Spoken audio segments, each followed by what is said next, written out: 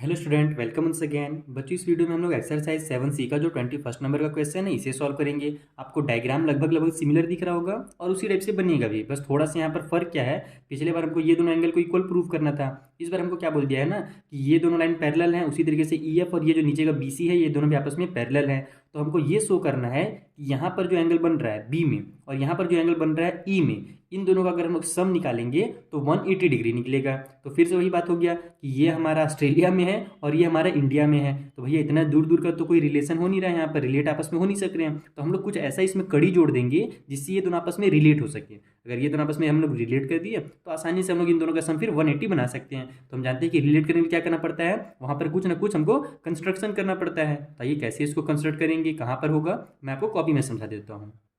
तो देखो, सबसे पहले तो हमने डायग्राम बना लिया ताकि आपको यहीं पर समझा सकें, बार बार बुक की तरफ ना देखना पड़े आपको। क्या करो ना कि ये वाली जो हमारी लाइन है इसको थोड़ा सा आगे बढ़ा दो। क्यों बढ़ा रहे हैं वो भी थोड़ा सा आपको 1 सेकंड के बाद समझ में आ जाएगा। 1 सेकंड नहीं, 1 मिनट के बाद।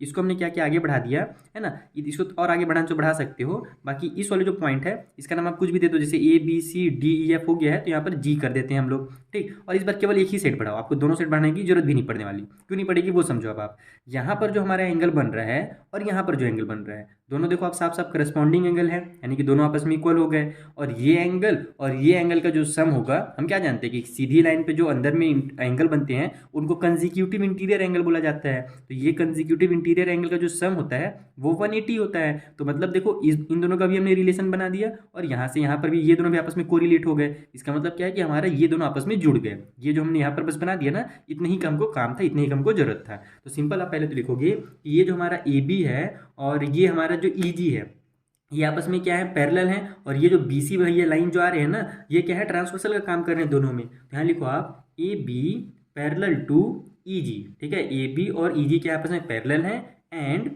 BC इज ट्रांसवर्सल, ठीक है। इतना क्लियर है, ट्रांसवर्सल, ठीक। मेरे को लिखने में बहुत ज़्यादा कुढ़ियाई लगता है। तो अब हमारा ये एंगल और ये एंगल कुछ नाम दे दो, तो इसका नाम ABC हो जाएगा। एंगल ABC जो होगा वो इक्वल हो जाएगा इस वाले एंगल के, इसका नाम दे दो आप EGC, ठीक है। Angle EGC।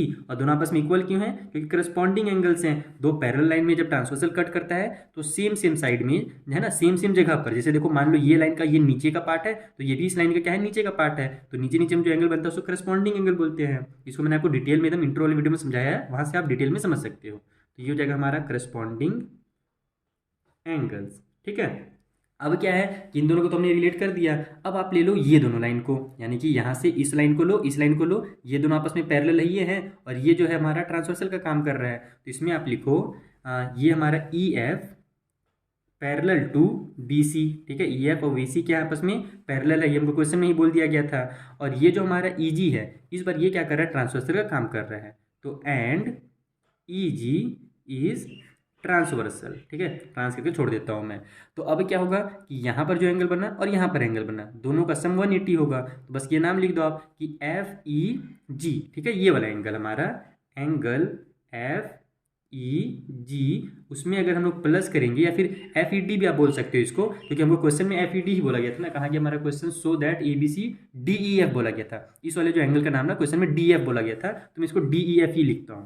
यहाँ पर लिखो ये हो जाएगा हमारा एंगल DEF। इससे क्या होगा ना, हमको बार भी दोबारा फिर अलग से इसको लिखने की जरूरत नहीं पड़ेगा, नहीं तो आप कंफ्यूज हो जाओगे कि अभी इसी का नाम हमने FEG रखा था, अब इसी का नाम DEF कर दिया। तो उसमें आप कंफ्यूजन मत हो जाना। इसका नाम आप कुछ भी कर सकते हो, इस वाले पॉइंट से भी ले सकते हो, इस वाले पॉइंट से भी ले सकते हो। बस ये जो हमारा E है ना वो क्या होना चाहिए, बीच में आना चाहिए। देखो मैं FEG भी लिखा तो भी E बीच में आया था, DEF लिखा तो भी E जो है बीच में आया, ठीक है। तो जो हमारा DEF है उसमें अगर हम लोग EGC जो पहले हम लोग नाम दिए थे इस वाले एंगल का वही रखते हैं, इसमें अगर हम लोग प्लस करेंगे एंगल EGC तो दोनों का सम 180 डिग्री निकलेगा, क्योंकि दोनों आपस में क्या है, कंसेक्यूटिव इंटीरियर एंगल है, ठीक है। इसको अलग अलग नाम से जाना जाता है। आप बुक में अगर कुछ और नाम देखे होगे तो कुछ और नाम रख सकते हो, बाकी मेरे हिसाब से आपके बुक में कंसेक्यूटिव इंटीरियर ही नाम दिया हुआ था, ठीक है। तो कंसेक्यूटिव इंटीरियर एंगल्स, ये दोनों का सम।